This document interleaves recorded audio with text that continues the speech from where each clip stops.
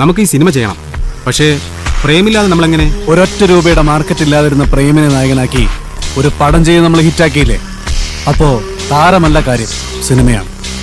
ഒരു പുതിയ നായകനെ പരീക്ഷിക്കാൻ, അതിലെന്നെ വിശ്വസിക്കാൻ താൻ റെഡിയാണ്. പക്ഷേ ഈ ഷോർട്ട് നോട്ടീസിൽ ആര്? കഴിഞ്ഞ പടത്തിൽ മുഖമില്ലാത്തവന്റെ പ്രകടനത്തിനാണ് ജനം കൈയടിച്ചത്. ഈ സിനിമയിൽ നമ്മൾ അവന് ഒരു മുഖം കൊടുക്കുന്നു, ഒരു പുതിയ മുഖം.